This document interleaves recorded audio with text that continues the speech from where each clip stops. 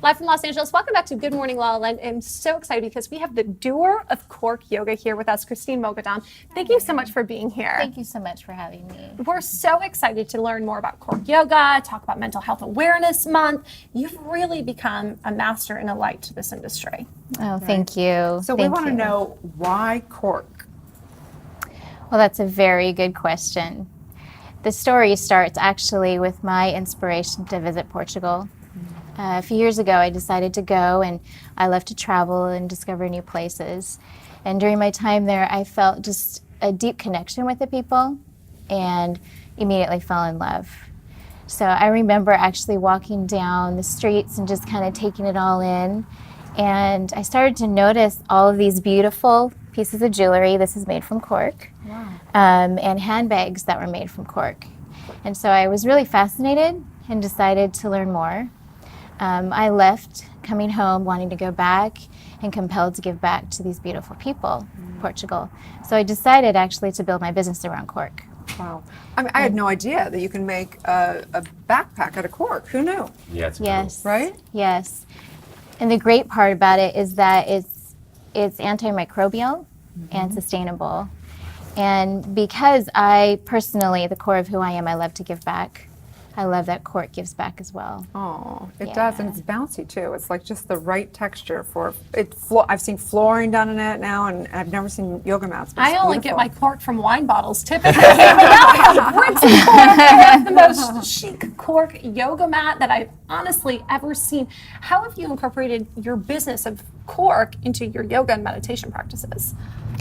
Well, it's a funny story because cork yoga actually inspired me to do yoga. So prior to cork yoga, I had never done yoga before. Wow. Yeah. And how has this affected your life? I found it's really reduced my stress, and it gives me, as a mom of two boys, life gets really hectic. Oh, I cannot even Right. imagine. And who doesn't get stressed out anyways? And so I find that it gives me a chance to breathe and find balance. And actually one of our recent partnerships is with Bolster and Bridge. And they're a nonprofit whose mission is to use yoga to help women who have undergone radiation from breast cancer. Oh, that's Wow. beautiful. So they're partnered with Cedars-Sinai, and we're just finding ways to continue to support their mission. So we love recently donated 10 yoga mats to them. Oh, that's So- beautiful. really special. So on Wealth Wednesday, of course, we talk a lot about how to build your business, so for women out there, men out there that are watching right now, they're going, what a cool product, whatever, I have a different idea. What would you say to them? How should they start their business? Well, for me personally, I have to start more personal for myself. I was raised by entrepreneurs myself, and watching them, I learned that giving back and partnerships is a huge part of smart business. And for me personally, I believe that it's not a one-person job. I love teamwork, I love connecting, I love partnering with other yoga instructors, retreat centers, and so I just encourage women to just not do it alone. So, such great You know. advice. So important. The Yeah. one-man shop, the one-woman shop, the E-Myth, we've proven it doesn't work, Right. right? Yes. Yeah. Spirit wants us to synergize for sure. Exactly. And So it's, giving back and having a team, that was the two things, right? That's amazing. Great advice for sure. yeah, that's what I've learned personally. Yeah. Sure. What have you learned about yourself in the process? Still Jeff's question. That question. It's a great question. So what have you learned about yourself in the process, sort of building the business? And You know, again, it goes back to I've learned that I can't do it alone. And it's scary. It's scary to start from the ground up. This was scary. It's scary to be here. I am a doer, as it says on my website. I love doing. I love giving back. That's the core of who I am. So I'll have to be honest.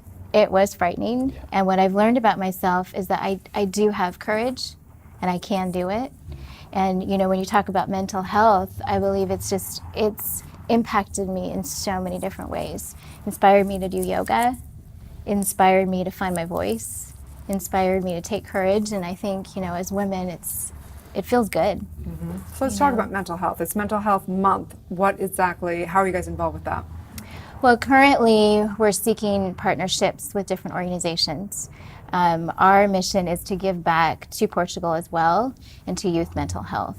So recently I was actually in Portugal last month and met with an organization that works with teens and mental health challenges. And we're continuing to find the right partner, and once we do, we'll update that on our website. But it's a journey to find the right partners. And how can people get involved in your journey? Well, I tell people that there's many ways to either, I feel like you use our mat, you're a partner because you're giving back.